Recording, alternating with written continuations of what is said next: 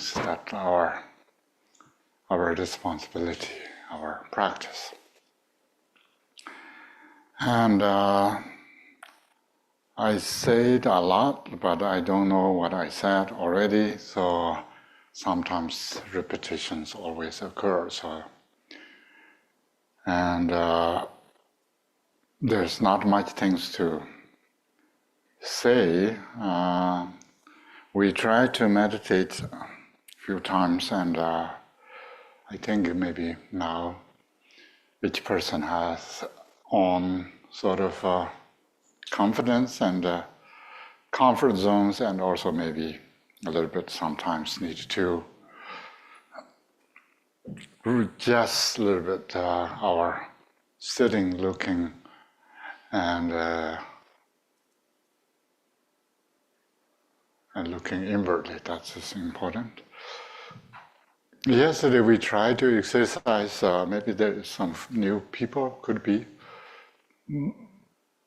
We tried to exercise physically how to look outwardly and inwardly. So that's, we can, I think most people can notice that outwardly how feels, and inwardly how we can feel that the focusing part. If you don't notice that doesn't make sense, that's fine. You just do whatever you like to do, but here maybe we can do a little bit exercise, just physical level, that our eyeballs are kind of focusing outwardly and then inwardly, outwardly, and inwardly. So it's important. That's just practice maybe a few minutes, and then we do actual meditation.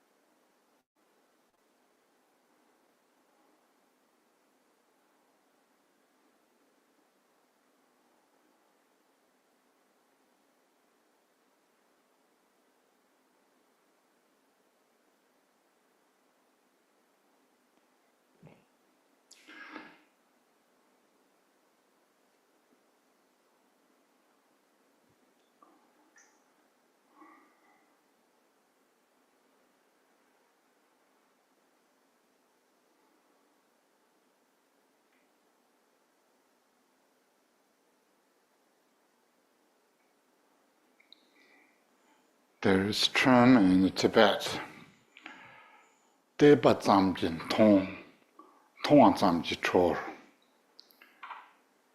Soon as you look at it, you see or you realize or you recognize.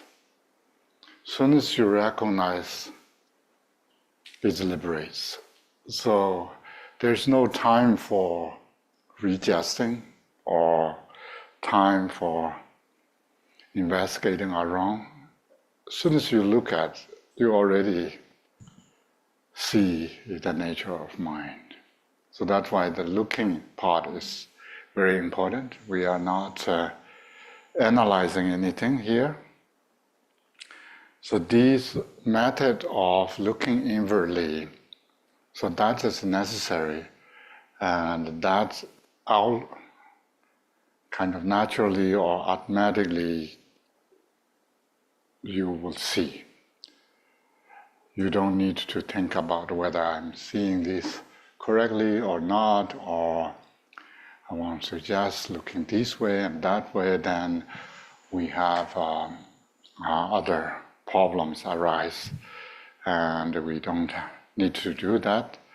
And then we often quote in this point that manton ban and tong chok. So not seeing is the best seeing. If we see something or we saw something, means then that is conceptually we are engaging. If then we are not really seeing our mind nature, our seeing is not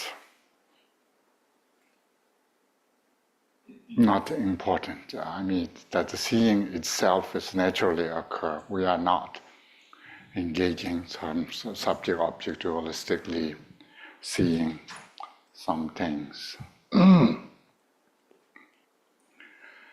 So that's it's an important part, and meanwhile, I think then kind of suggests that maybe we can think about very famous Dzogchen teaching. Often you can get without much introducing that preliminary practice or main practice or analyze or anything, but more sort of 3 words that strikes our vital points.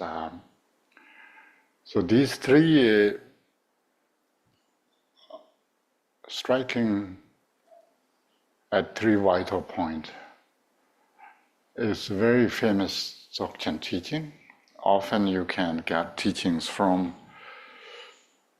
lamas that maybe you would not necessarily go through 3-year retreat and do preliminary practice and a Dzogchen practice and finally Chikyu and Toga practice, but you short instructions that sometimes people request to teach this particular text. This particular text has some commentaries, especially Patrul Rinpoche's one. Patrul is, if you don't know, he's the author of the Word of My Perfect Teacher and other, of course, there's many more texts, but that's famous text in the West. And we see then Gachi Rinpoche has this commentary based on that. There is some further commentaries by Khenpo Münzer and others. So we have beautiful texts. So we can, in the future, maybe we can discuss on that. But meanwhile, without the text, I don't know how much I can produce from without the text, but we don't go to detail in there, but mainly 3 words. 3 words means there's 3 phrases. So 3 phrases. The first one is ngo rang tok to trepa, means introduce it on self, or means introducing not something that from outside. So the quality of our Rigpa nature, mind nature, is already inside. It's that single nature of our mind. When introduced that as a fully enlightened Dharmakaya, or our mind is free from elaborations or so forth, our Lama would teach to say, your Rigpa is Dharmakaya. And so that part is the introduction, the Ngo Rang Tok to Trepa. Do you remember these early? We have these 11 steps of Longchenpa's writing. Most of the later parts, these 9, from the first we needed to find our thoughts, minds. And then we need to find what's the problem of our mind. And then we need to analyze what's the beginning, what's the end, where is our mind. So these are sort of analyzing and finding and identifying. But the rest of is all motive, these introductions, introducing whether our thoughts are mind, or introducing our mind is empty, empty is our appearance, appearance is empty are inseparable, and inseparable are self-liberating, and five poison are self-liberated, and also these three doors or three sense objects or three sense doors are also self-liberated, and these six consciousness, sometimes collection of six consciousness are liberated. So that's, you can see a decisive introduction that what it is called introduction. And here the first striking vital point is Ngô Rang Tho To Treba, the introducing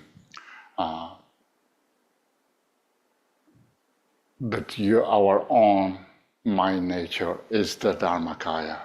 It's nothing else. It's nothing is coming from outside. Almost it's saying we cannot subtract anything from it. We cannot add it on anything. And that's that Dharmakaya. So our mind nature is what it is. That is the nature of phenomena, and that is the reality itself. And that's when it's introduced, of course, we sort of know that what does that mean, and we usually learn what does emptiness mean is through many texts, but it's mainly the four entire corpus that dedicated on the emptiness is called Madhyamaka. Madhyamaka means middle. That English translate middle way, and we can learn from that, because since we know the samsara is illusion and then dream-like illusions, then it means things are not really exist. So that's help us to say we are willing to leave samsara behind to go at a better place. At the same time, we are not really going anywhere. We are already there. So that is the pointing or the introducing our nature is the Dharmakaya. That's the first phrase or first word. That's three words strikes the vital point. And once the teacher or the text or whatever, either some deities taught you or talking to you, so doesn't matter. Once we introduce, then we have to have decisive understanding and also confidence that we need to gain that confidence. If someone introduces us, we don't believe, then it stops there. There would not have any further kind of development. And that's why the second striking at the vital point is Ta Jik To To Jeba. So you are ascertain, or you are gain ascertain in this single point. Means whatever introduced to you, these our mind's Dharmakaya, we need to gain confidence in that, because that's what you get teaching and that's what you gain in confidence. That's called the tak jikto tujeba. So that you make decision or decisive that ascertainments on whatever introduce that part is you need to gain that confidence. So in other words, the view that introduced to you by Lama, and you need to understand and confidence in that understanding. That's called view. Yeah, view means something that genuine description or teachings that reveal the reality. You need to understand exactly what that is, and that not only understand, you would have confidence and strong kind of realization in that reality. That's called view. And then third one, and the thing to talk to Java. Here is more like you need to establish that the third vital, striking at the vital point is you need to gain confidence in this particular liberation. So liberation means once introduce your mind as Dharmakaya, if you are believe in that itself is also liberates the whole whatever phenomena it may be. So it's the liberation, we know already how it liberates. These lines we chant again and again, not because we have a lot of time, but it's sort of important to chant into how liberate itself. And liberation is not something occur in because of your effort or something. Liberations occur, seems here, how you look at things, not how much you can change. If you want to change everything, that's why we have a lot of wars and a lot of everything. So, because people want to change. Even you don't want to change anything, there is an English phrase they call, in order to maintain original, we need to change everything. So that's what they say. How tricky it is. So as soon as you want to change, that is dangerous part. And this chanting, you can see, so we are not really changing. We see form as a deity, sound as mantras, and thoughts as wisdom. Then that is. If we need to change, then it takes time. Yeah, it takes time, and also it's difficult to say how finally we can do that either. So mainly, what Lama introduced to you, Lama is easy to say to me, but means teacher introduced to you, not based on scriptures and genuine teachings, and you need to trust in that. That's the second one.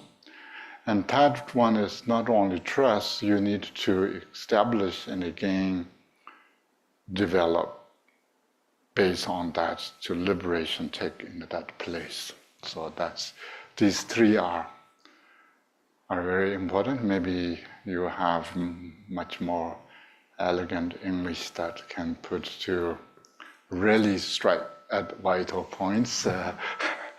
But that is my sort of from memory. So if you want to, if we have time and you want to, Drupala has the actual text, a copy of, I think, Garchian Rinpoche's, we can look at those to see. We may have time tomorrow, so that's another thing. And now we can chant one more, please, and see. So each time chanting, pay attention, maybe a few lines that you want to pay attention, and then we can discuss further. The Dharma ge yorda no ay chano no ju ngo po tan ji gun no yo dan zi me be ngo lai sho sung zin ta ba zar don la ye gun do jaran dor je la ma la so van de or jen pe man ju ne la so van. I show you the Tibetan chanting, usually the pair words, usually this is a verse. You can see 1, 2, 3, 4. It's 9 syllable meter. You can chant 2, 2, 2, 2, 2. However, these 1, 2, 3, 4, 5.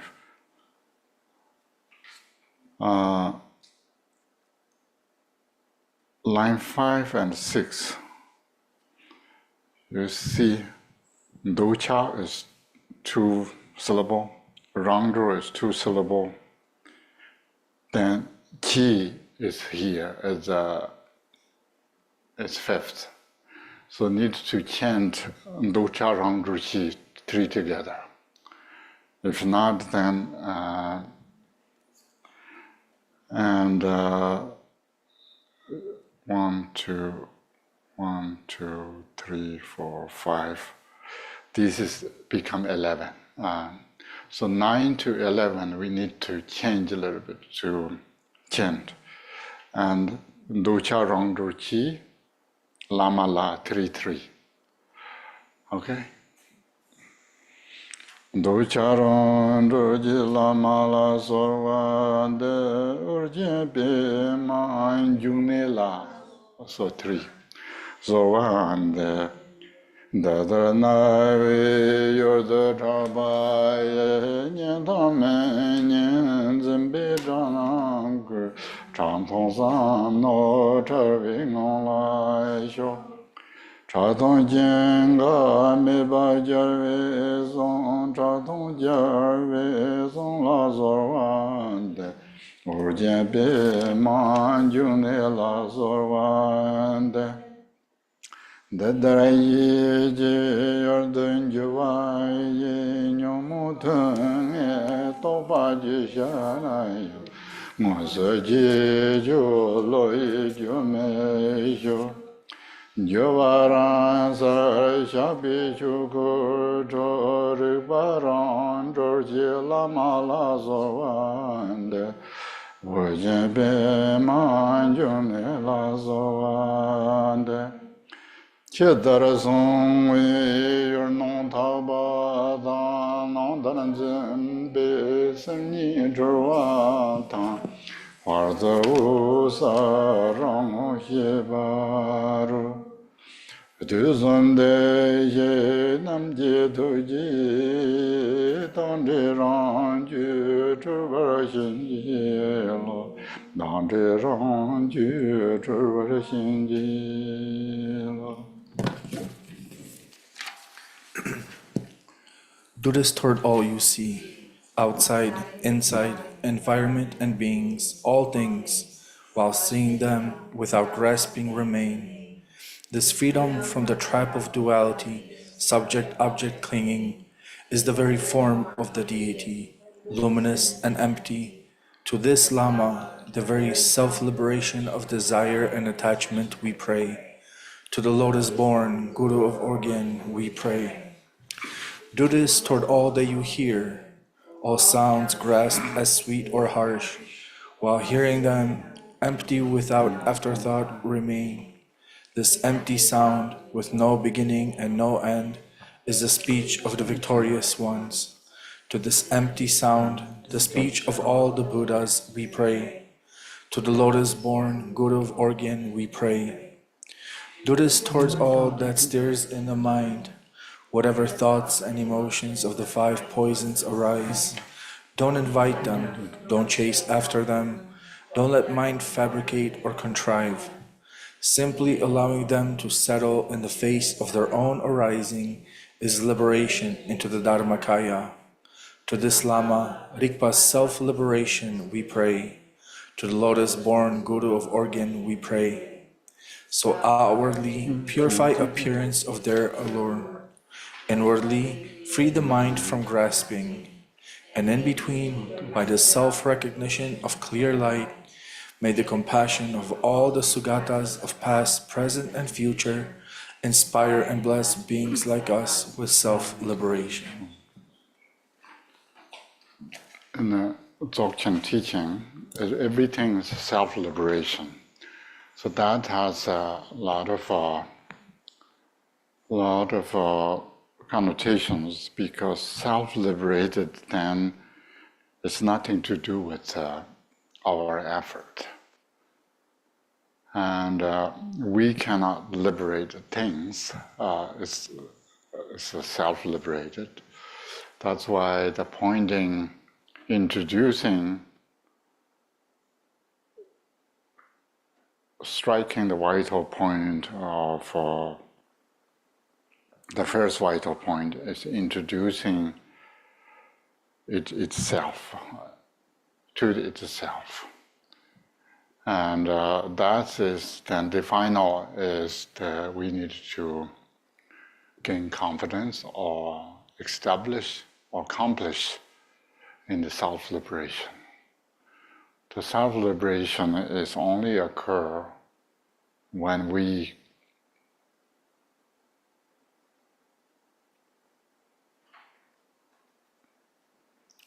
there's no words, I think, but this liberation, it seems very heavy word, but it just means it doesn't bother you. It's because in a dream, if we understand that all images are the dream, if we understand dream as dream, then whatever appears is maybe doesn't bother us. We don't need to liberate. There's nothing to liberate it, because things doesn't exist anyway.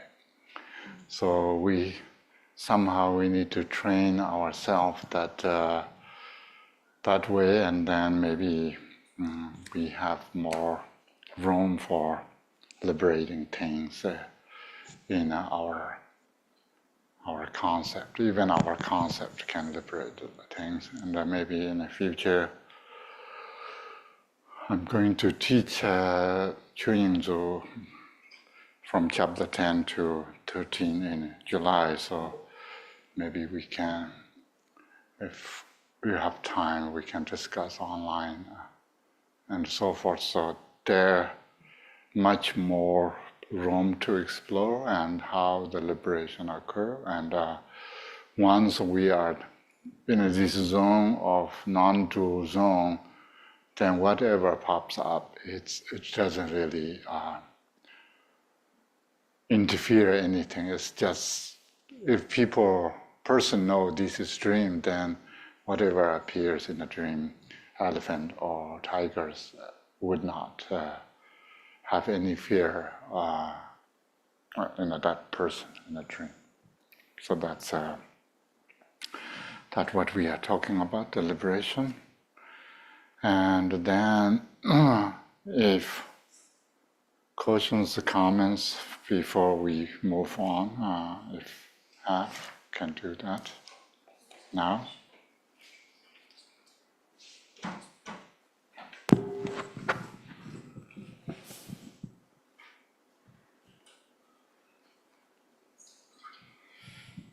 Okay, so one from Zoom. In the prayer we recite in the last part, it has the line about outwardly, inwardly, and then and in between, by the self-recognition of clear light. Can Rinpoche talk about the meaning of the phrase in between?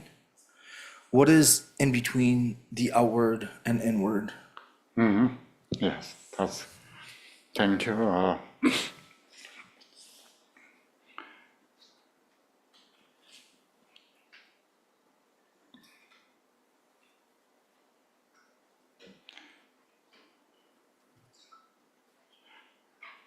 Here, really, the English and Tibetan is, I would, I mean, would be similar, but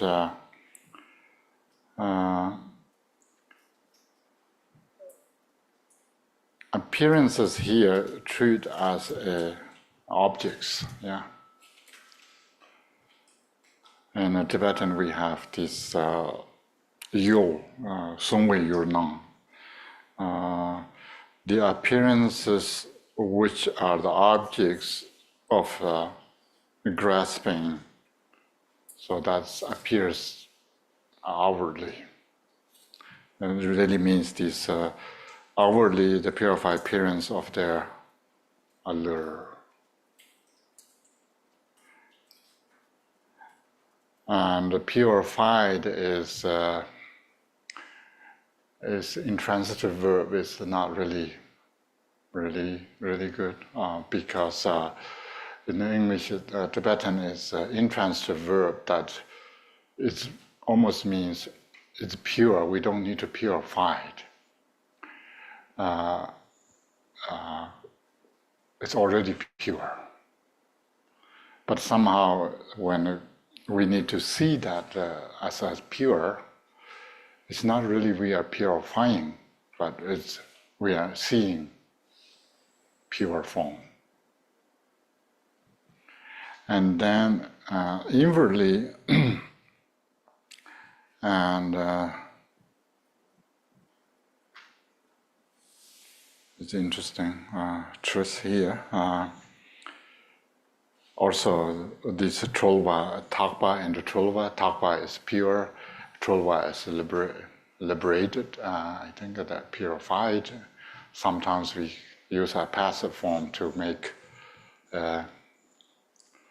intransitive. Yeah, that's my English is worse than yours, but sometimes I need to say these nonsense things to make sense, so you can make judge. But if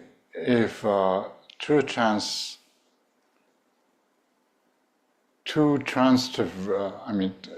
really transitive forms, then a person is purifying actively to make pure, then that's we are not really talking about. It's already pure. Somehow, slightly kind of minute detail that we, of course, is involve individuals to see pure forms, and almost here is the appearances which are the objects of grasping, or grasped objects of appearances are purified, mainly are purified.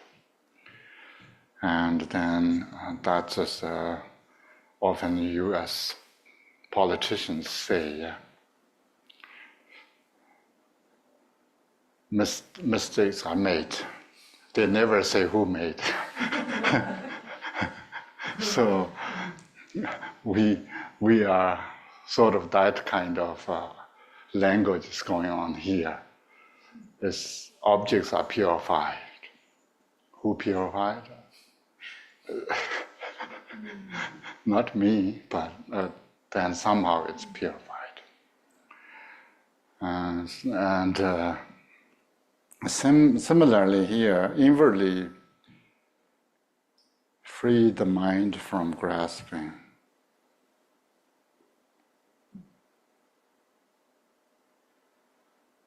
That is another problem, I think, here.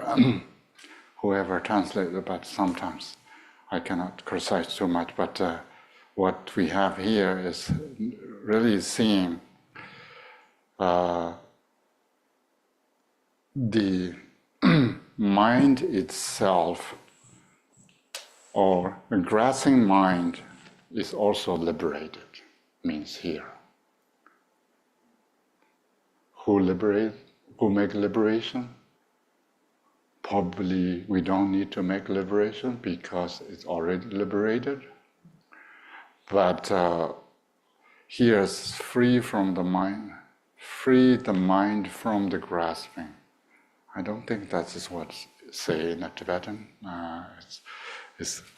Here it's just saying outside and inside. Often Tibetans use the objects are external things. Minds are internal things. Maybe even it's saying that the external grasped objects, which is appearances, are purified, and internal grasping mind is also liberated. Don't ask me who liberated and those here. That's and if these two appears, then now we don't have outer and inner problems. But somehow we need to recognize our mind nature. And in the between, by the self-recognition of clear light,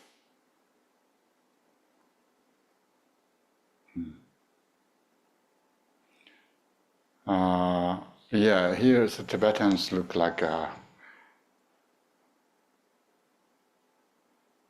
by the self-recognition of clear light, something happened. And here is saying that may I recognize this self-luminous light in between. Means that then we are not talking about external things, we are not talking about internal things, but somehow we need to recognize our Rigpa somewhere. Because there's no between, mainly there would not have betweens. But since there's no outside things and inside things, we better to say somewhere between that we recognize the Rigpa. Here is look like full sentence or full sentence or phrase that's saying, for the recognition of the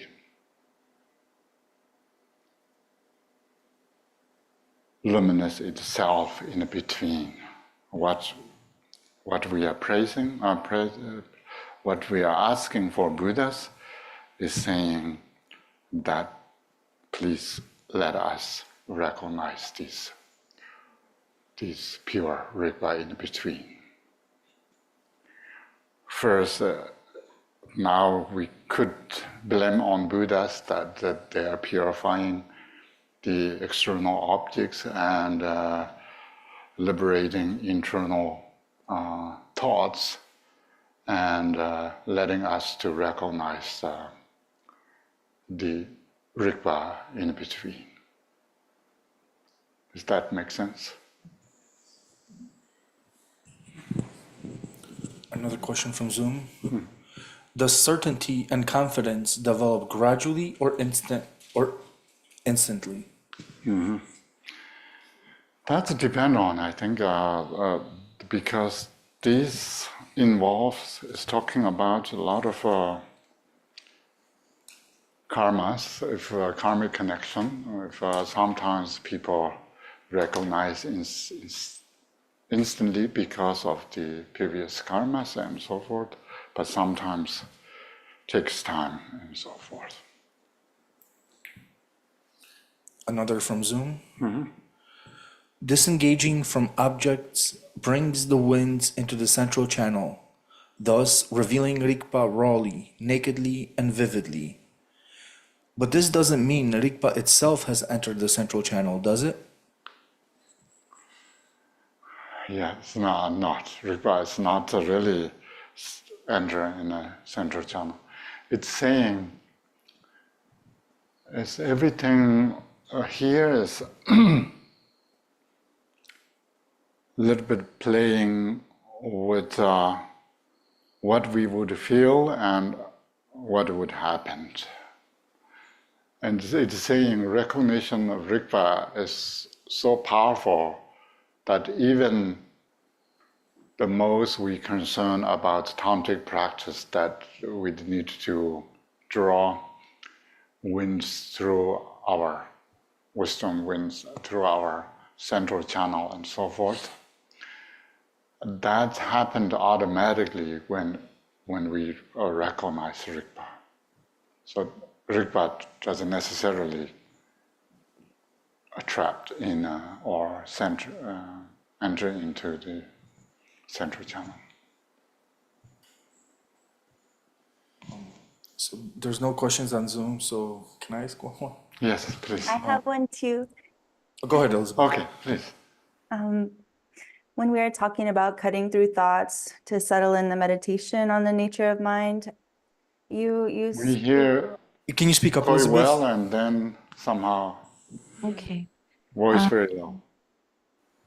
Sorry. You said interrupting the chain of thoughts, the king of karmas, when we were talking about. Still very low somehow. Okay, sorry. I'll write it. Okay, now. Can you try one more? Is it okay? Your battery died. It's okay. I'll write it. Hey, Elizabeth, we're actually having a really difficult time hearing you. So can you type your question into the chat and then we'll just read it? Yeah. Okay. You are one. So while she's typing, can I throw? Yes, please. And I'm sorry because this has already been addressed, but I really need clarity and certainty. Okay. Yeah. So, and I know that when we're talking about emptiness, words are very limited just by the nature of the words. Yeah. But I still have to ask this question. So, when we're speaking in the context of clarity and emptiness or luminosity and emptiness, Yeah. the emptiness part, does it refer more to the non-findability of the mind, or more does it refer to the non-conceptual mind?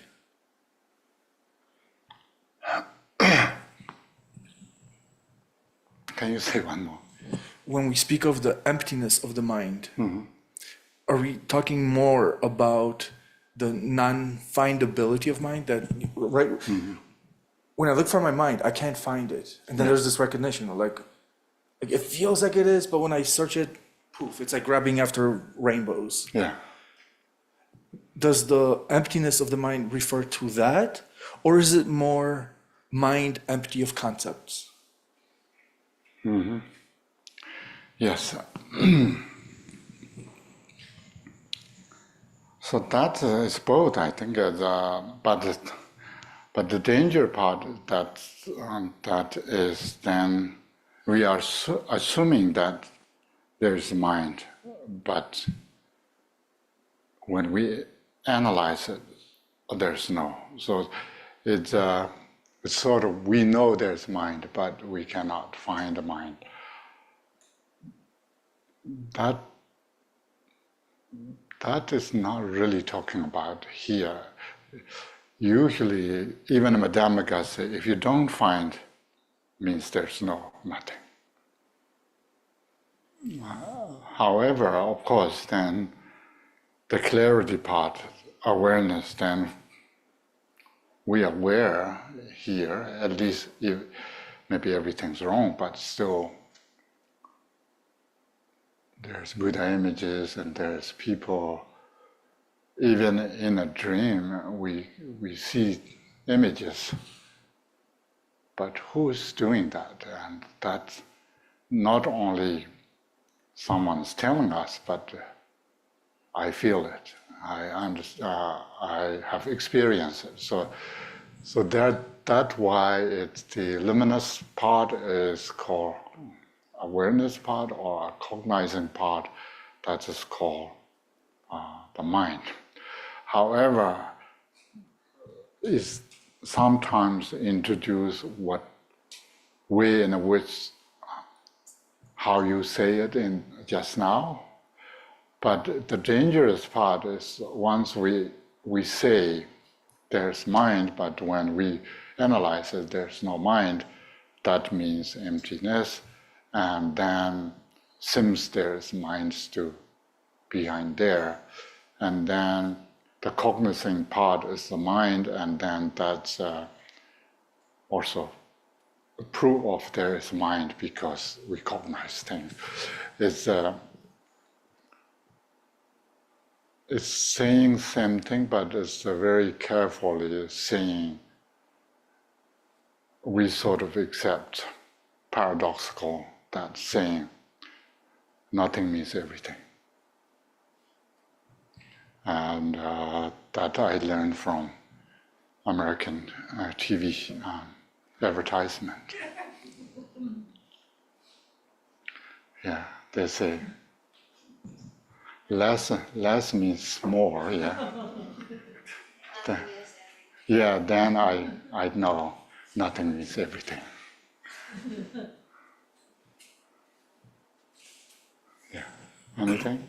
So we've finally got the question from Elizabeth. Yes. Kempo mentioned interrupting the chain of thoughts, the king of karmas. Is this unceasing chain of thoughts also the nature of the dynamic arising of samsara nirvana? Is it that when we don't recognize mind, thoughts are creating unceasing karma? But if we do not recognize the thoughts, they are the dynamic display? Or is it always an endless stream of babble creating karma, and only the nature of mind without the thought is that dynamic display? And then following question, what about ignorance being dharma dhatu wisdom? Yeah, now real complication is arise in the Dzogchen tradition. We have these layers of arising from ground, because ground is the emptiness, and emptiness means dharma dhatu. There is no concept, there is no ignorance, there is no confusions, and so forth.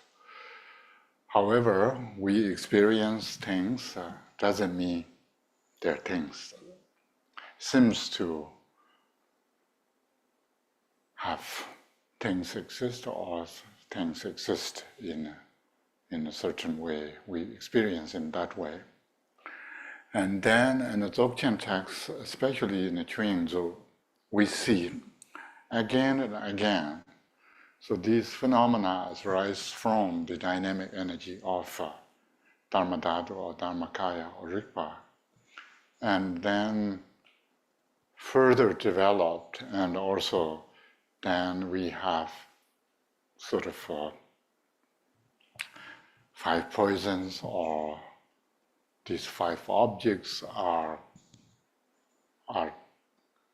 formed indistinctly, and also engage with that they call dynamic energy to display to more engaged. Rulpa is much more engaged. So that somehow is very helpful, because we need to understand. Even we point the single point, our mind is Dharmakaya, but then of course comes how this samsara, where it's coming from, and what does this, we just need to ignore it, or what do we need to engage it, or how we can purify it, or there's many ways of talk about. So that sense helps. It's everything's rise from here. You don't need to worry about it because it's a display of the Rigpa itself. It's dissolved back to in the Rigpa or liberate itself in Sunnasa appear. And but sometimes that sort of lead us to different thoughts, and then we thought, okay, then whatever appears is sort of the ornament of Rigpa, so we don't need to worry about any appearances. If that's the case, we just cannot ignore it. It's rise from dynamic energy of Rigpa, but it's still, we are engaging it. Even we try to avoid, but still engaging it. So it's since we understand that without subject engaging, there would not have objects, but the objects, karmically, we already created these things. It's just don't disappear. And then we need sort of very careful treatment on these objects. It's just we cannot reject or accept or even sometimes in the Dzogchen teachings called understanding is also not necessary. But these are, you can see how complicated it is. But here the Chikyu practice, what Chikyu practice do, the cutting through, interrupting the chain of thoughts and interrupting the karmic chain of bondage or karmic continuity. That makes kind of loosen our grasp on things, because we are programmed in this way very long time, so we are automatically one after another chain of thoughts, and those arise. So when we say dynamic of Rigpa, need to know kind of what we mean that. So that's why Longchenpa is scolding us that we cannot say our conceptual thoughts are bodhicitta.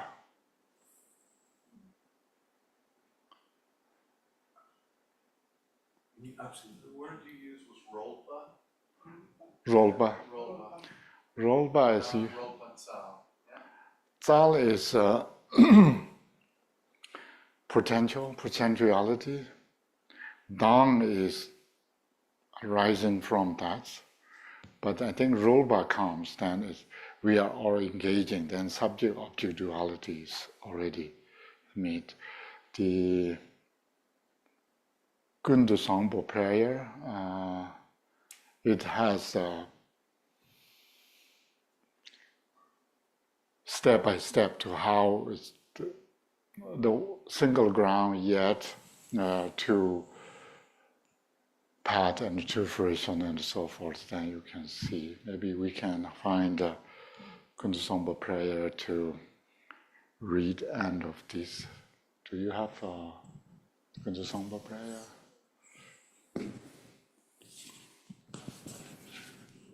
Everything on there, or we don't have text here? Just look at the Tibetan version. Just look at the Tibetan version.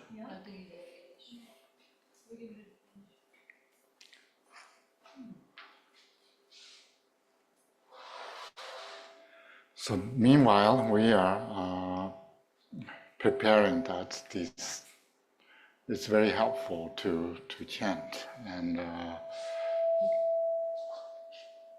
Garchen Rinpoche say when he come out of prison, first time he make that block print of this Kunda Sambo prayer, and very powerful and very also relevant how samsara and nirvana appear step by step from our nature of our mind. And meanwhile, we can go through a little bit more here. You can also check that later, maybe. Or we can chant this first and then we see what other things come up here. Because now we don't have much text left, so we can do it here now. While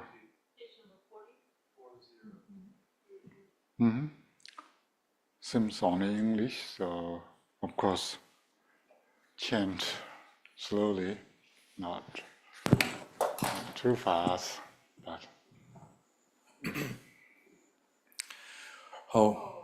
everything, appearance and existence, samsara and nirvana, has a single ground, yet two paths and two fruitions, and magically displays as awareness or unawareness. Through Kuntuzampo's prayer, may all beings become Buddhas, completely perfected in the abode of the Dharmadhatu. The ground of all is uncompounded. In a self-arising great expanse, beyond expression, has neither the name samsara nor nirvana. Realizing just this, you are a Buddha. Not realizing this, you are a being wandering in samsara. I pray that all you beings of the three realms may realize the true meaning of the inexpressible ground. I, Kuntuzampo, have realized the truth of this ground, free from cause and condition, which is just this self-arising awareness. It is unstained by the outer expression and inner thought, affirmation or denial, and is not defiled by the darkness of unmindfulness. Thus, the self-manifesting display is free from defects. I, Kuntuzampo, abide as intrinsic awareness. Even though the three realms were to be destroyed, there is no fear. There is no attachment to the five desirable qualities of sense objects. In self-arising consciousness, free of thought, there is neither solid form nor the five poisons.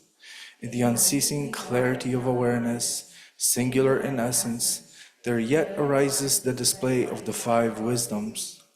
From the ripening of these five wisdoms, the five original Buddha families emerge, and through the expanse of their wisdom, the 42 peaceful Buddhas appear. Through the arising power of the five wisdoms, the 60 wrathful Herukas manifest. Thus, the ground awareness is never mistaken or wrong.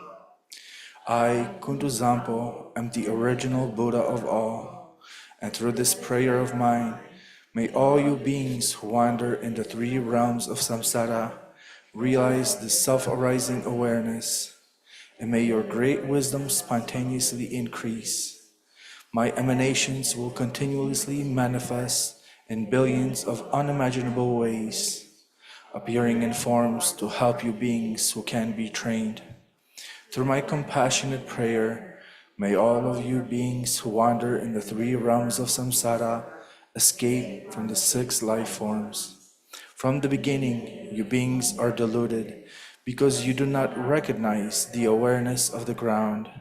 Being thus unmindful of what occurs is delusion, the very state of unawareness and the cause of going astray. From this delusive state comes a sudden fainting away, and then the subtle consciousness of wavering fear. From that wavering, there arises a separation of self and the perception of others as enemies. Gradually, the tendency of separation strengthens, And from this, the circle of samsara begins. Then the emotion of the five poisons develop. The actions of these emotions are endless. You beings lack awareness because you are unmindful, and this is the basis of your going astray. Through my prayer, may all you beings recognize your intrinsic awareness. Innate unawareness means unmindfulness and distraction. Imputing unawareness means dualistic thoughts towards self and others. Both kinds of unawarenesses are the basis of the delusions of all beings.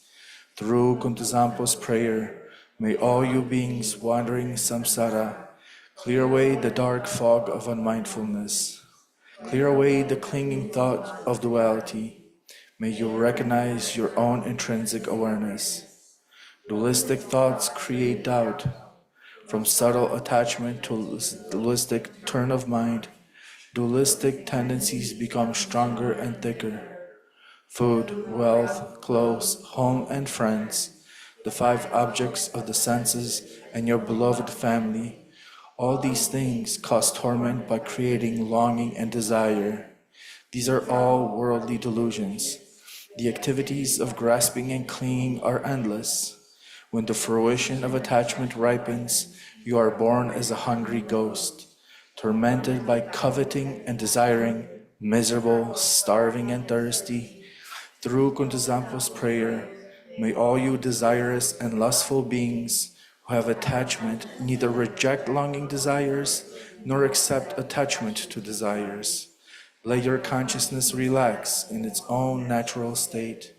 Then your awareness will be able to hold its own. May you achieve the wisdom of perfect discernment. When external objects appear, the subtle consciousness of fear will arise. From this fear, the habit of anger becomes stronger and stronger. Finally, hostility comes, causing violence and murder. When the fruition of this anger ripens, you will suffer in hell by boiling and burning. Through Kuntuzampo's prayer, you beings of the six realms, when strong anger arises for you, neither reject nor accept it. Instead, relax in the natural state and achieve the wisdom of clarity. When your mind becomes full of pride, there will arise thoughts of competition and humiliation. As this pride becomes stronger and stronger, you will experience the suffering of quarrels and abuse. When the fruition of this karma ripens, you will be born in the God realms and experience the suffering of change and falling to lower rebirths. Through Kuntuzampo's prayer, may all you beings who develop pride, let your consciousness relax in the natural state. Then your awareness will be able to hold its own. May you achieve the wisdom of equanimity. By increasing the habit of duality, by praising yourself and degenerating others, your competitive mind will lead you to jealousy and fighting, and you will be born in the jealous God realm, where there is much killing and injury. From the result of that killing, you will fall into the hell realms. Through Kuntuzampo's prayer, when jealousy and competitive thoughts arise, do not grasp them as enemies. Just relax in ease. Then consciousness can hold its own natural state. May you achieve the wisdom of obstructed action. By being distracted, careless, and unmindful, you beings will become dull, foggy, and forgetful. By being unconscious and lazy, you will increase your ignorance, and the fruition of this ignorance will be to wander helplessly in the animal realm. Through Kuntuzampo's prayer, may you beings who have fallen to the dark pit of ignorance shine the light of mindfulness and thereby achieve wisdom free from thought. All you beings of the three realms are actually identical to Buddhas, the ground of all. But your misunderstanding of the ground causes you to go astray, so you act without aim. The six karmic actions are a delusion, like a dream.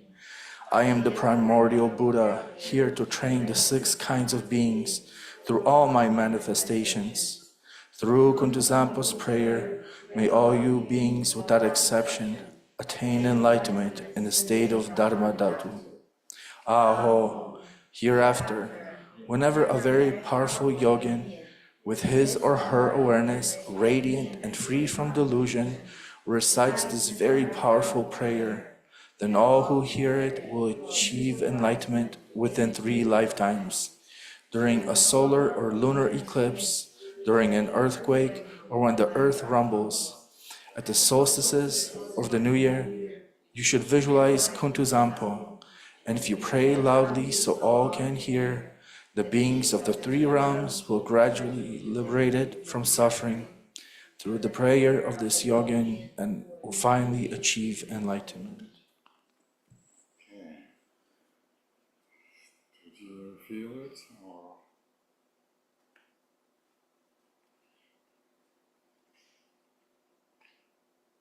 there is, I think on the page 42.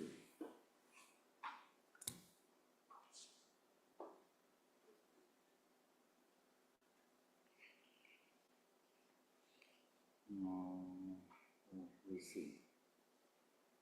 Here say dualistic thoughts create doubt.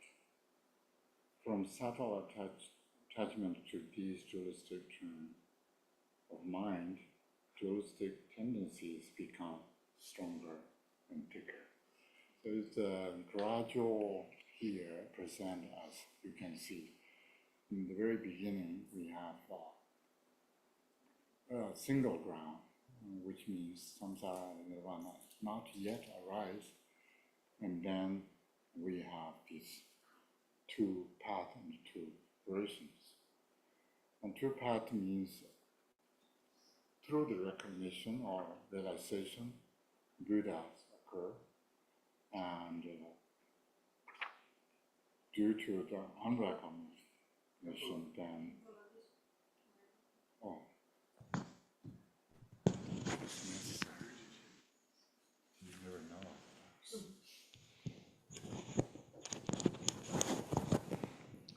Okay, much better. I was thinking, my voice has become very weak. Somehow I'm taken to Sambo's prayer. And these are stronger and thicker, so that part is I'm talking about is become gradually developed, and also at the very beginning, this text is very profound, and you can see a single ground. There is a single ground, which means prior to the samsara and the nirvana, then we have 2 paths and 2 versions occur. Due to these, you can see come down, realizing just this, you are a Buddha. Not realizing this, you are a being wandering in a samsara. So these are, the samsaric beings are travel with us. If you are not Buddha, I'm not sure. If you are Buddha, then you already took the realized path, and then you didn't really come to experiencing samsaric things. And we sentient beings are experiencing these samsaric things. Mainly here is talking about sort of 2 ignorance, that the ignorance comes with co-emergent, sometimes core. It comes with when we are born. And then ignorance that makes distinction, subject, object duality, and so forth. And then Dzogchen, even we talk about before that, it's just we missed the point. That is the beginning of the because once these Rigpa, the dynamic energy of Rigpa or Dharmakaya stirred to the lights and wisdoms emitted, and then somehow sentient beings are confused there as to what's going on. And as soon as we have that kind of doubt, is the beginning of ignorance. And then, of course, we can develop further and further. And you can see on the page 41, this almost second paragraph from bottom. From the beginning, you beings are deluded. How deluded? Because you do not recognize awareness of the ground. Beings thus unmindful of what occurs is delusion, the very state of unawareness and the cause of going straight. And then we have more and more kind of subtle, and then become stronger and thicker, and then we have all kind of idea of fixing things through wars and manipulation and other stuff, and then sort of we have formed this our destiny that we call Hellroom and Hungry Ghost and whatever we call. So that's I just want to point out these texts if you really want to know why we are here and how we can get out from here. Is these texts the one of them? It's similar. You see, when anger rises, you don't act very soon. Just relax and take a breath, and then just relax and don't engage anything. It's not like Bodhicharya Avatara. Bodhicharya Avatara say if you really get angry, if you don't like some people or something, you want to fight or kill, or even to do any bad things, go to near a tree to beat the tree first. So that is another way of doing it, but here is don't even do that. That's not really good idea. So just relax and look at the Rigpa itself. Then it will subside. It's similar. We chanting this Guru Rinpoche's seven line or seven texts that excerpt is also saying any objects that appears just don't engage, whether forms or sound or smell, taste, and so forth. Okay? Is that, if any more? We can. There was one question we missed.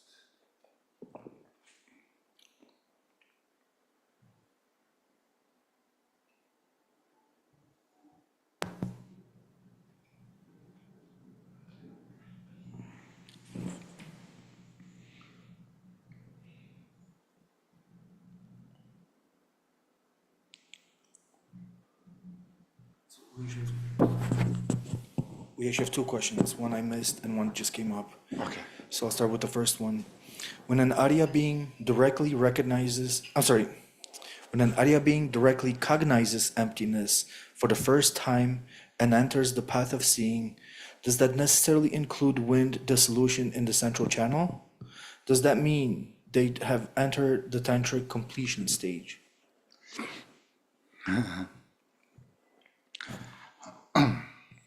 So this usually the most texts are this in general teaching. It's not necessarily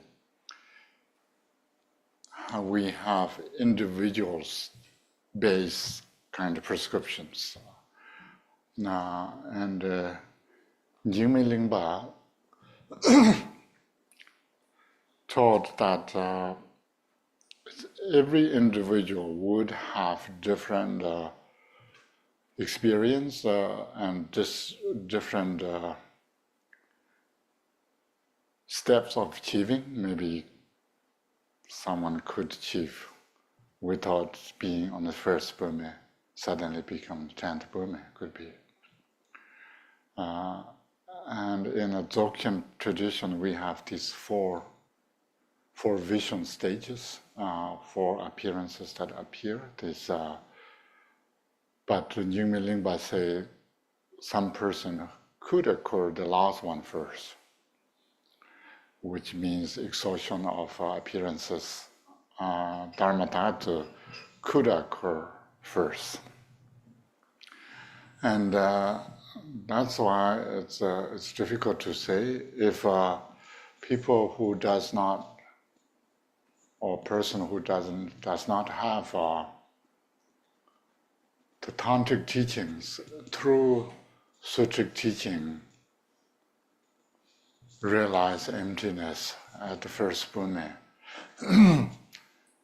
I'm not sure what we can say. It's that winds are going through central channel and so resolve this. But however, winds and wisdoms are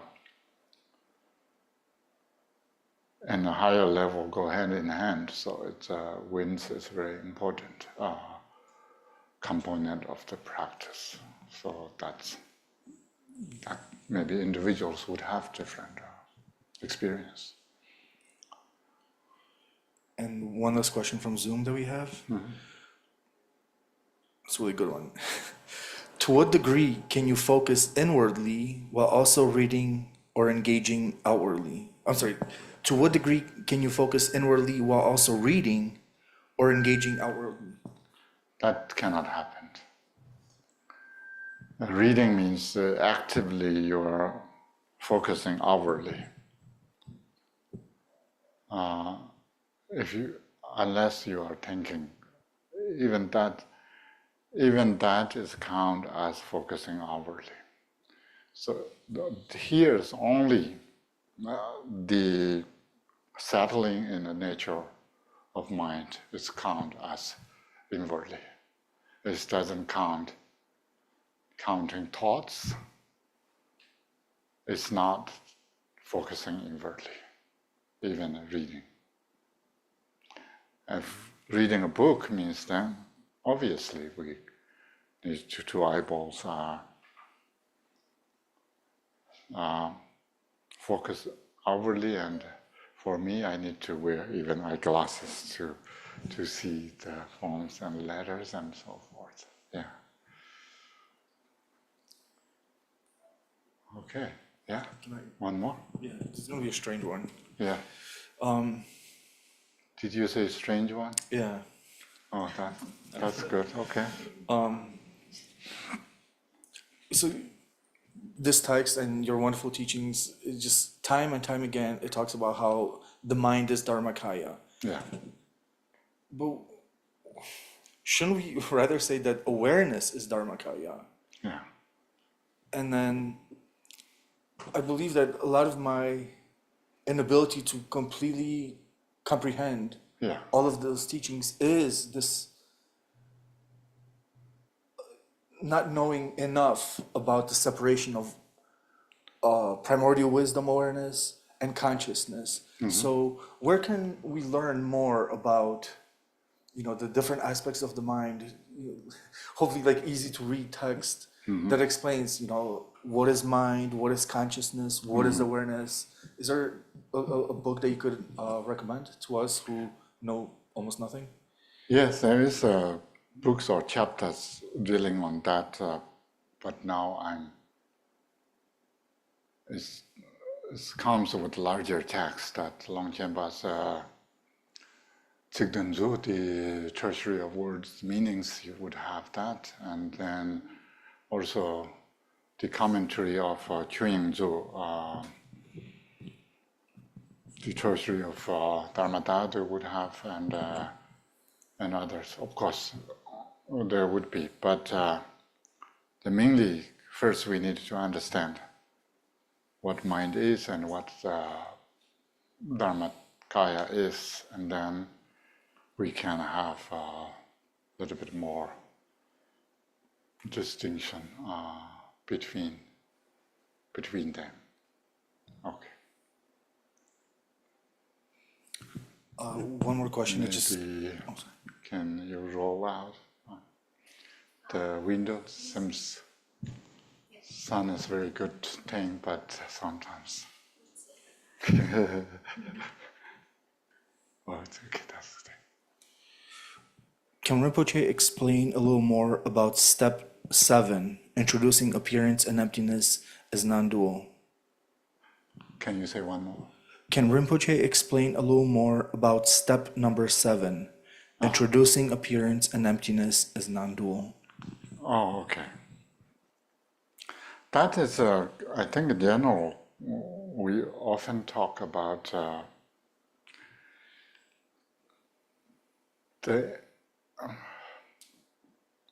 somehow we humans already cherish that so much so that appearances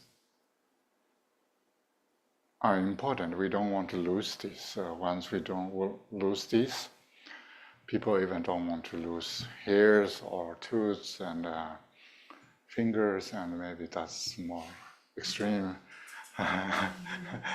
limbs, and then that seems somehow obvious to us, but then, yeah, maybe not that important either. But not only that, the appearance is pretty much what we have. If we don't have this, then we don't have anything. So somehow automatically, of course, we do that. And then even we teach emptiness kind of based on the text, Madhyamaka or other texts, and Heart Sutras. We chant daily Heart Sutras, but still we don't want to lose these things. And then we need to deal with these somehow. We don't want to lose. Now Buddha's teaching is emptiness. What we have is appearance. So we need to preserve both. Somehow we don't want to lose both. And then the good solution is saying that these two are two sides of one coin. So that's why it's give us comfort that we don't need to give up either one of them. But that doesn't necessarily mean it's there, yeah.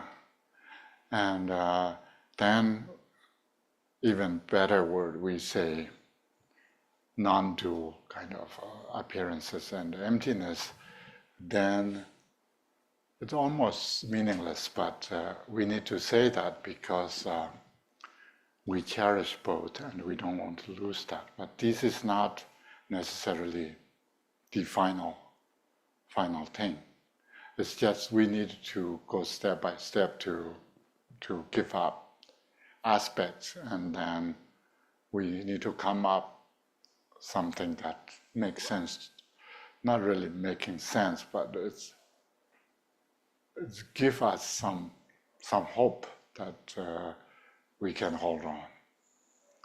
At the same time, then to actual practice comes, then there's no such thing in there.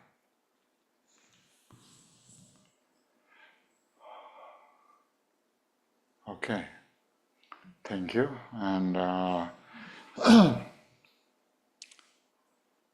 now we are on page 13. Tomorrow we will have one more page, page 15.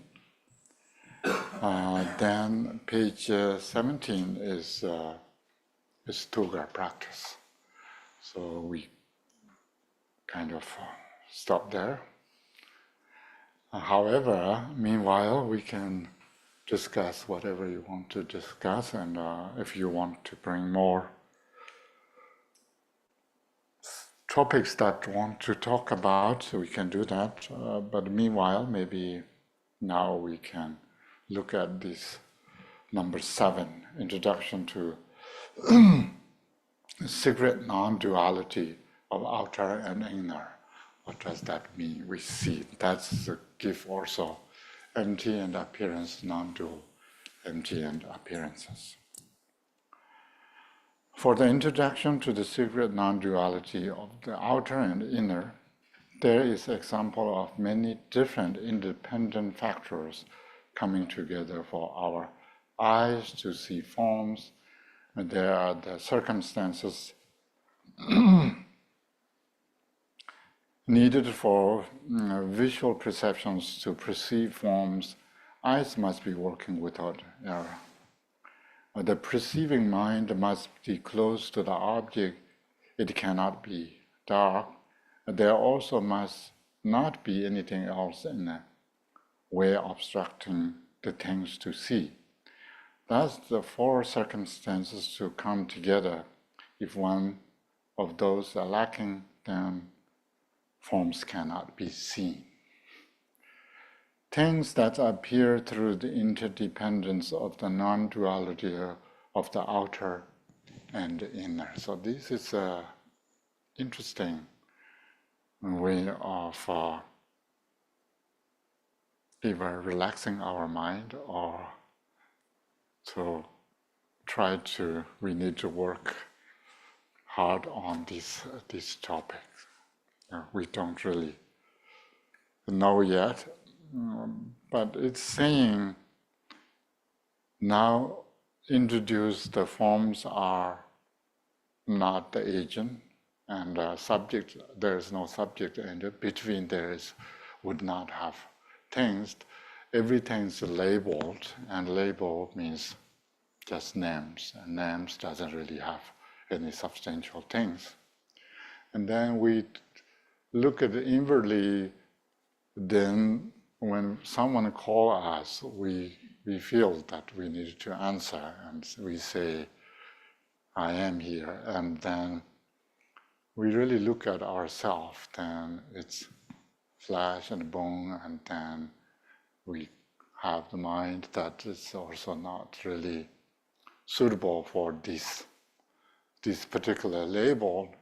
And then in between there would not have any such things, and sound, body, physical body and sound, or verbal entity, these cannot be representation of our self or mind. And now here is saying, even we think there's something else, and then if there's no external things, there's no internal things, then often people goes, what's between? So that's why these between things are coming in here. And then here is also saying there's not really between things, because anything, even we need to see a form by eyes. There's many conditions involved. Without these conditions, we would not see forms. In the darkness, even we have our eyesight are good and there is forms, but if there's no light, most of us would not see the form. And here is saying these non-dual of the outer and the inner.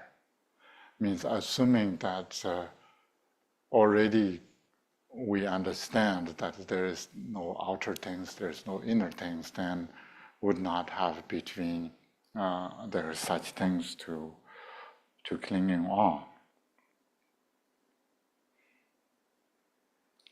And then look at the essence of something to see.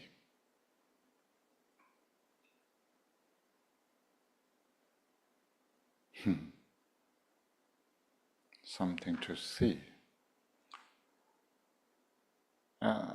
Tibetans more look at that kind of where we are now. If need to see a form by eyes, not only form and eyes, but there's other conditions that need to present in the present. If thinking about that, then how eyes see forms? Can we pinpoint that seeing is what's going on in there? Even now, I can see most of what we have here. If something there, maybe I can see. But how is what's going on? How I see, and also these conditions are necessary. But these all conditions are sort of not individual things, but it's these combination or gathering of these conditions make this happening. It's not we can pinpoint to say that's happening. And then here say, do not conceptually think about it. Usually Tibetans say, do not follow that one. Ji is Yangmingdong. Ngak Yangminga means the ceasing of appearance does not occur, which means even if we are not follow our thoughts after this. Do you remember we chant this Kundu Sambo, and also both these is keep saying we should not engage with any objects at that moment. But even if we are not engaging, it's not just disappear. It stood there. It's kind of bizarre thing that we are dealing with. It appears, its appearance is clear. So we can see flowers as colorful. We are not. If we are not colorblind, we can see color. So it's an interesting thing. Although you do not grasp it at it, it appears vividly, clearly, and brightly. That appearances rise nakedly within an emptiness. So here, assuming that we already have great solid foundation of understanding of and of emptiness. Without that, then our Buddhist teachings are a little bit difficult. Why we are doing it, or what the purpose of it, and emptiness is sometimes we call mother of all Buddhas and so forth. So that is an important part. Through this empty understanding or emptiness, then we have much more space to move around. If not, then everything's solid, yeah? And this experience arises nakedly within an emptiness. That is the essence of the mind. The vividness of the form is the nature of the mind itself. The non-dual Berlin is the defining characteristic of mind. Within this ultimate nature, there is co-emergence abiding with without the duality of the meditation, cessation and post-meditation. So these are, now we are coming to close to what we are talking about, this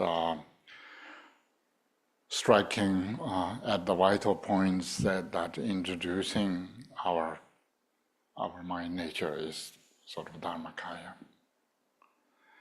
And once we here, of course, talks about some sort of experience, seems like it's experience, vividness and nakedness and clarity and so forth, but does not necessarily mean something we can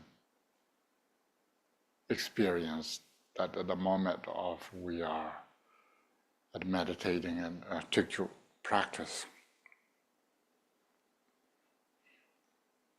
And there's no destruction of the obscuration of circumstances, conceptual thoughts or confusion. This is the essence of Buddha of the three times the three kayas extend within their own place. These transcends all extremes, efforts and non-efforts.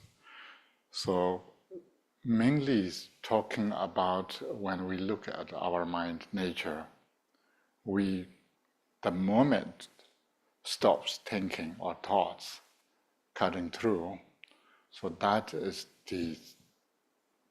the essence of everything. And even we say there's nothing experience that occur in that moment, but post meditation, we can tell sort of what happened. That we can talk about that after the meditation, not the moment of the realization occurring. In that same way, for sound, smell, taste, and sensation, circumstances need to come together. The sense organs of ears, nose, tongues, and body need to be worked without, same as when eyes need to see forms, needs to these all conditions. Similarly, taste and smell and so forth involve similarly. Therefore, we cannot really pinpoint between there something occurring. There is the mind that conceptually perceives those. There must not be any obstructing conditions between those. The objects of sound, smell, taste, and the sensations must also be abide to perceive. Thus, the coming together of four types of circumstances should be introduced in the same way as before. It's a little bit abstracted way of teaching. It's a little bit difficult to extract from that, but mainly this is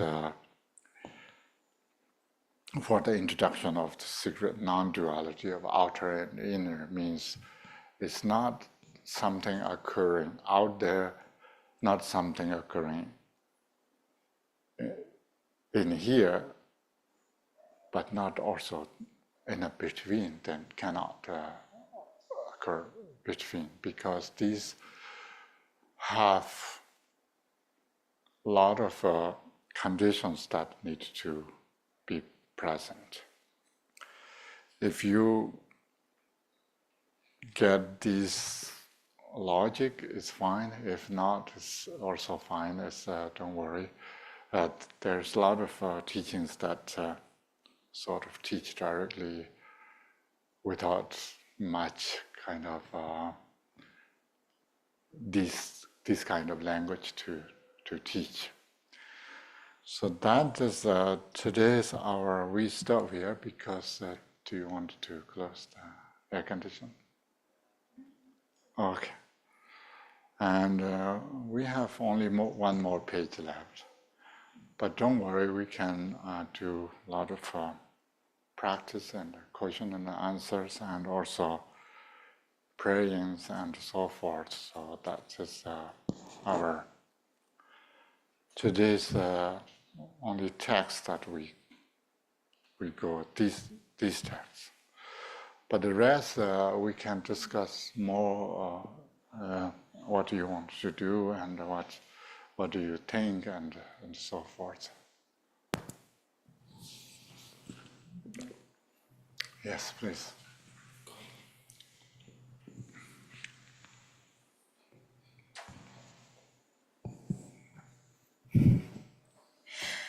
So the text says there need to be four circumstances coming together for us to see.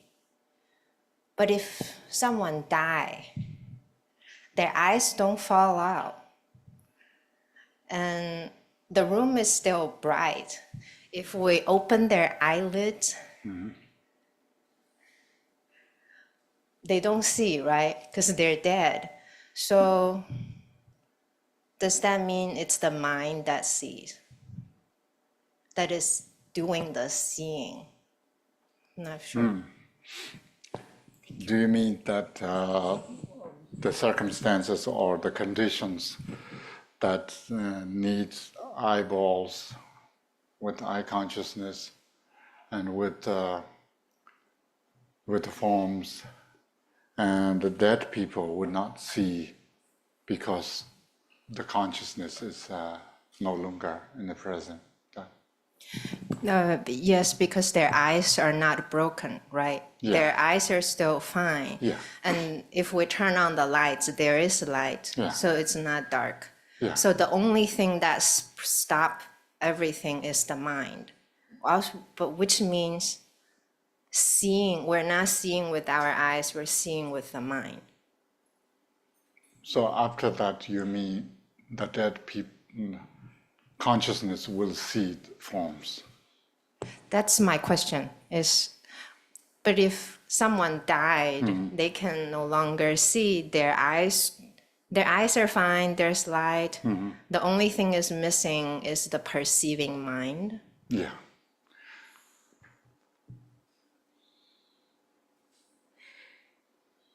Oh, I thought you were saying other way. It's saying that after death, they don't have any more physical eye, but the consciousness would see forms.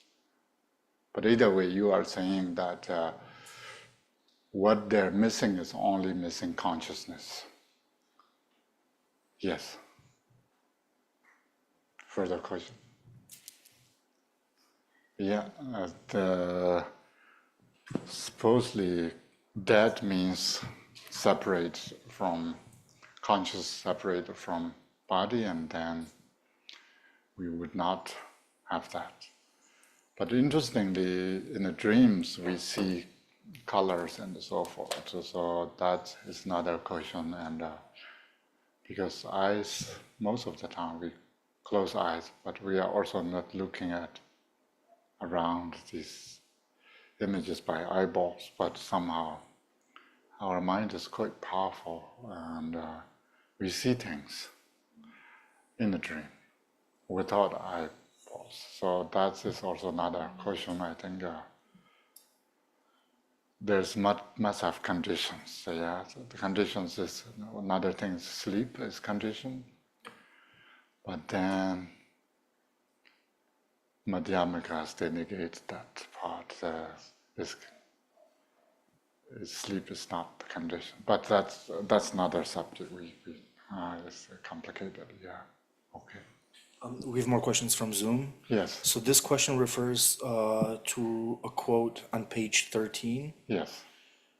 And the quote is, "The vividness of the form is the nature of the mind itself." Yeah. Question is there a specific reason that the vividness is the quality of an appearance that is used here? Does it relate to the clarity aspect of the nature of mind? What paragraph is that? I don't have the text in front of me, but it's on page 13. The vividness of the form is the nature of the mind itself. Mm-hmm. Yeah. Okay. I see.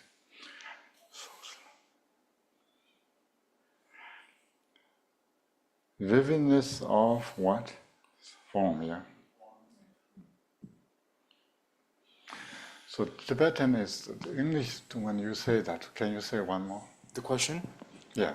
Not question that. The quote. Quote. The vividness of the form is the nature of the mind itself. Yeah. What What do you hear when it says that?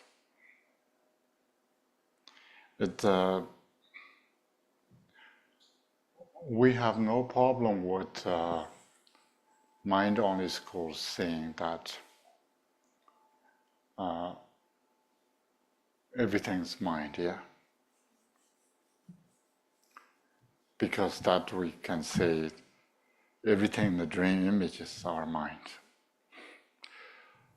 But that doesn't necessarily mean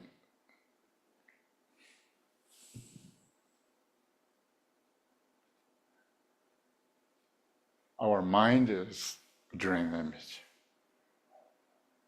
Sometimes I think language make us some sort of rules and restrictions that we see. Now, we can say the nature of form is emptiness, but form is not emptiness. That kind of play of language can occur. But this is a dzogchen, so it's saying here is more like the seeing the vividness of the form is nature of the mind. What's different? The vividness of the form and the seeing the vividness of the, or seeing vividly form. The seeing is part of mind, yeah?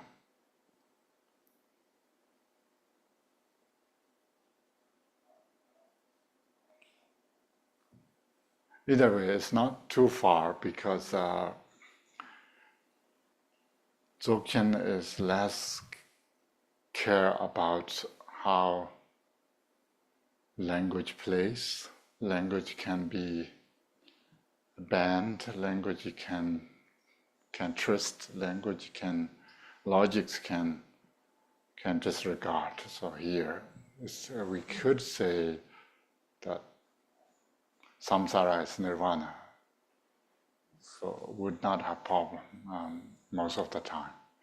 But we need to say sometimes carefully that samsara's nature is nirvana. And so similarly here is, I think, more like seeing vividly these forms as mind nature, because that mind, what mind do.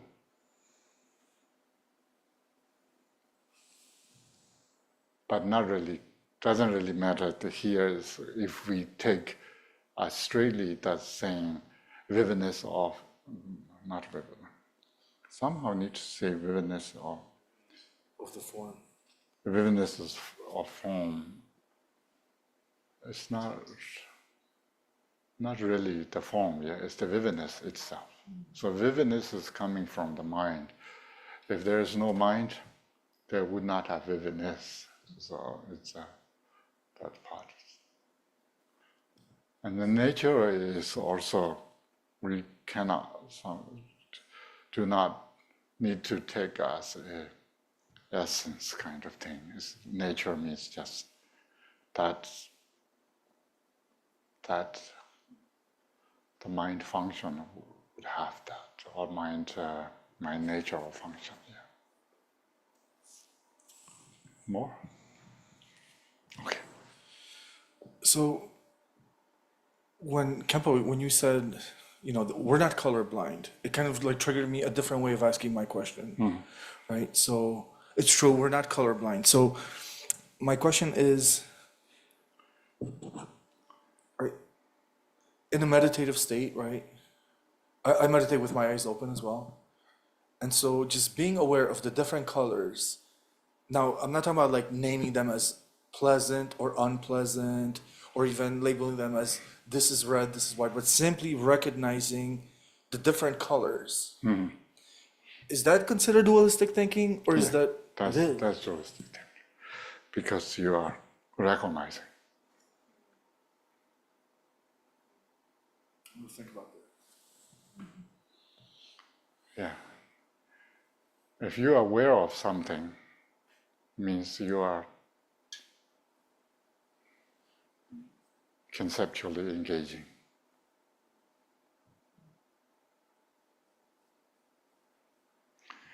Try. Okay, sit and maybe we chant one more. So this is very important. Chanting is, we are asking Buddhas to give us this power to disengaging everything, to make everything easy, smooth path. And we don't want to change, but somehow it's already changed. And someone did that. Yeah, that's good part. We don't need to deal with that. Dhamegi yorzono ye chenon no ju ngo po tam je gun no yon dan je me bing la sho sun zin ta ba zar tong la ye gun do cha rong ro chi la ma la so wan or jen be ma ju ne la so wan de Dharanawe yurda trabaye nyendame nyenzimbe dharanawe Chatong sam no dharing la jo Chatong jenga me bhajarve zon Chatong jarve zon la zovande Urjebe manjone la zovande and the daye je yordan jovaye nyomodan ye doba je shaya masa ye jo lo ye jo me sho jovaran sar shabi chukur jo rikbaran je la mala sorvande Urjebe manjune la zoande Cheda zonwe yurnon tamba dan no dan zimbe simni churvat Harda sa rong o shibairo Tuzunde ye namji aduje dande ranju churva shinji alo dande ranju churva shinji alo. Do this toward all you see, outside, inside, environment and beings, all things, while seeing them without grasping remain. This freedom from the trap of duality, subject-object clinging, is the very form of the deity, luminous and empty. To this Lama, the very self-liberation of desire and attachment, we pray. To the lotus-born Guru of Organ, we pray. Do this toward all that you hear, all sounds grasped as sweet or harsh, whilst hearing them, empty, without afterthought, remain. This empty sound, with no beginning and no end, is the speech of the victorious ones. To this empty sound, the speech of all the Buddhas, we pray. To the lotus-born Guru of Organ, we pray. Do this toward all that stirs in the mind. Whatever thoughts and emotions of the five poisons arise, don't invite them, don't chase after them, don't let mind fabricate or contrive. Simply allowing them to settle in the face of their own arising is liberation into the Dharmakaya. To this Lama, Rigpa's self-liberation, we pray. To lotus-born Guru of Organ, we pray. So outwardly purify appearances of their allure, inwardly free the mind from grasping, and in between, by the self-recognition of clear light, may the compassion of all the Sugatas of past, present, and future inspire and bless beings like us with self-liberation. Yeah, one more, few minutes.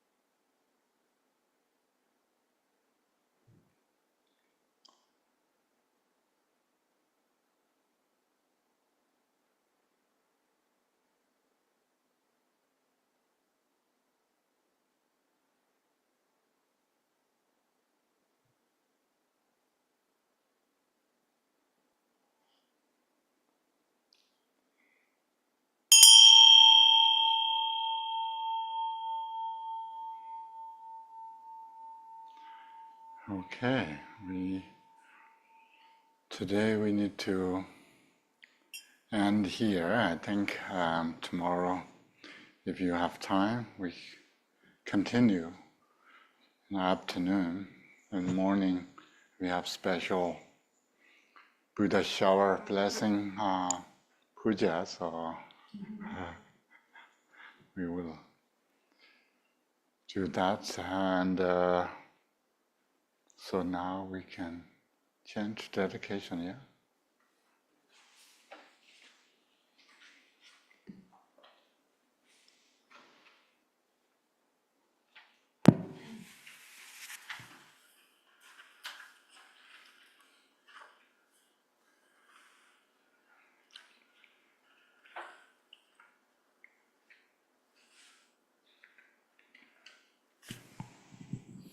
So let's do page 16 in English. By the virtues collected in the 3 times, by myself and all beings in samsara and nirvana, in the monadic root of virtue, may I in all beings quickly attain unsurpassed, perfect, complete, precious enlightenment. May the teachings of the great Jinkupa Aratnashri, who is omniscient, Lord of the Dharma, Master of interdependence, continue and increase through study, practice, contemplation, and meditation until the end of samsara. Glorious, holy, venerable, precious, kind root and lineage lamas, divine assembly of yidams and assemblies of Buddhas, Bodhisattvas, Yogins, Yoginis, and Dakinis dwelling in the 10 directions, please hear my prayer. May the virtues collected in the 3 times by myself and all beings in samsara and nirvana, in the innate root of virtue, not result in the 8 worldly concerns, the 4 causes of samsara, or rebirth as a Shravaka or Pratyeka Buddha. May all mothers, sentient beings, especially those enemies who hate me and mine, obstructors who harm, misleading Maras, and hordes of demons, experience happiness, be separated from suffering, and swiftly attain unsurpassed, perfect, complete, and precious Buddhahood. By the power of this vast root of virtue, may I benefit all beings through my body, speech, and mind. May the afflictions of desire, hatred, ignorance, arrogance, and jealousy not arise in my mind. May attachment to fame, reputation, wealth, honor, and concern for this life not arise for even a moment. May my mind stream be moistened by loving kindness, compassion, and bodhicitta. Through that, may I become a spiritual master with good qualities equal to the infinity of space. May I gain supreme attainment of Mahamudra in this very life. May the torment of suffering not arise at the time of my death.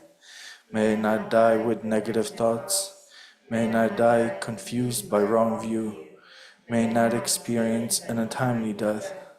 May I die joyfully and happily in the great luminosity of the mind as such, and the pervading clarity of Dharmata.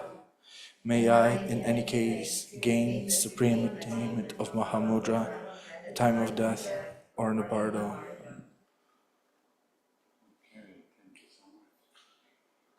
And thank you everyone online, and of course you will be very busy tomorrow, but if you have time, join with us. We have wonderful puja and last session of our teaching. Thank you.